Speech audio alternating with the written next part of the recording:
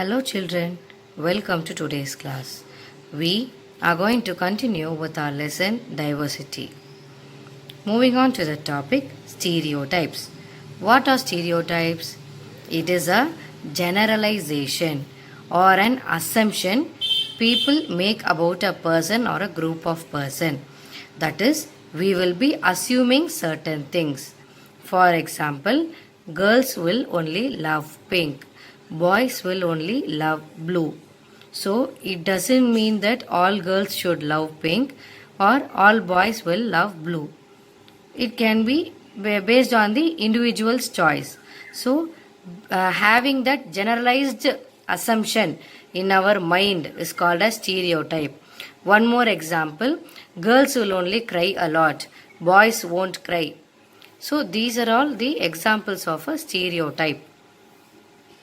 One more example for stereotype which we have in the society is only boys are eligible to join army.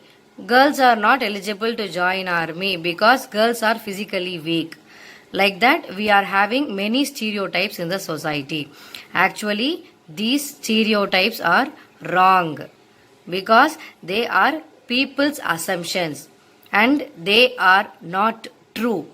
The generalized statements, stereotypes are not true. They are just people's assumption because there are many girls who love blue.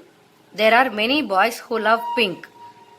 Okay, and there are women who are physically stronger as men. So the stereotypes in the society are not true. They are just people's assumption. Moving on to the next topic, inequality and discrimination. Inequality is another basis for discrimination. Inequality takes on various forms like unequal distribution of wealth. We already discussed about the unequal distribution of wealth as economic inequality. That is, some people might be rich and some people might be poor.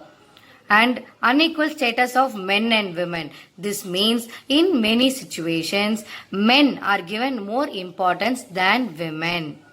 That is, men are given good respect in the society in many situations than women. Okay? Then, discrimination on the basis of inequality is different from that based on diversity. Economic inequality. As we already saw, within a society, some people may be rich with more money and some people may be poor with very less money or no money. Okay? People who are poor do not have access for good food, good clothing or a proper shelter or education for them. Since they do not have money, they won't be getting proper food, clothing, shelter and education. And if the poor people become ill, since they do not have proper money, they won't be able to get the expensive medical treatment for their illness. As they lack a good education, they are unable to get good jobs. That is, we will be able to get any job, okay? But a good and proper job will not be available if there is no education. As they lack, the word lack means no education, no good education. If there is no good education, then there is no proper and good job for them. They will be getting jobs, but it won't be a good job. Okay? Thus, the poor get discriminated against in many different ways. A number of welfare schemes and employment programs have been started by the government to remove the unemployment problem. What is unemployment?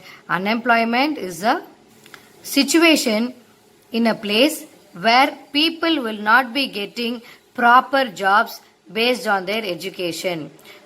Without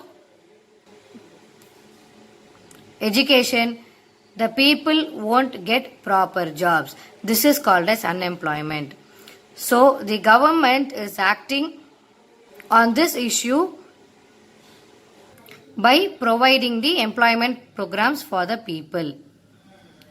Even though government is working on it, this unemployment problem continues to be a greatest challenge in our country, India. Moving on to gender inequality. Gender inequality means discrimination that has been practiced against women in the society from the past itself. So, women are degraded in the society. That is called as gender inequality. You see, we are having majorly two genders, male and female. When you consider gender inequality, men and women are not treated equally in the society. Women are being degraded in the society. That is what here means gender inequality.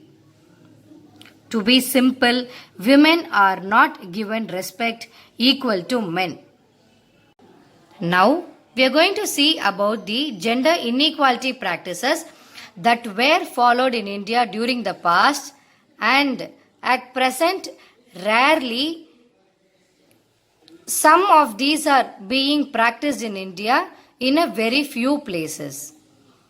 The gender inequality practices are girl child is given less importance. Only the boy child is given more importance and the girl is given less importance. If you see the picture background also, you will be able to understand that. Okay, then female feticide and infanticide. That is, female feticide means the parents or the family members will be identifying the gender of the baby when the baby is inside the mother's womb. If the identified gender of the baby is girl, then the family members may plan to kill the baby. Female infanticide means once the baby is born, if it is a girl child, then that particular girl child will be killed. Okay, this was practiced in the past heavily in India. Then dowry system. For the girl to get married, the girl and her family has to give some amount of money for the marriage to the boy's house. That was called as dowry system. Dowry system has been completely abolished in India, but it was practiced in the past.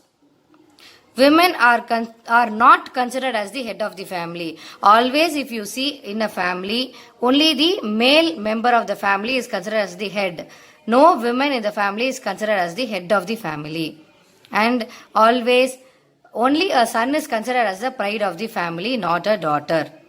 So these were practiced in India during the past as well as at present. Some of these are even practiced in India in a very few places, rarely. So, to manage the gender inequality, especially on women, in order to manage this kind of gender inequality in a society, a number of steps have been taken for the empowerment of women, for the development of women. Education of girl child is very important. If a girl child gets educated, they will understand and fight better for their rights. If the girl child gets proper education, they will know how they are being treated in the society and start to fight for their rights. Laws have been implemented to safeguard women from the evil activities. And to conclude the topic, it is very difficult task to remove discrimination in the society. Okay? Prejudice continues to remain in the society somehow. Last but not the least, the very important point, an attitude change is essential to overcome these social obstacles. What is that attitude? We have to bring in an attitude in our mind that all people are equal, irrespective of gender, caste, religion, language, region. We have to consider and treat and respect everybody equally. Only this kind of attitude will change the society, and only education can bring in this attitude. So, respect everybody, treat everybody equally. All are one. Everybody in our country is an Indian. Let's stay together, united.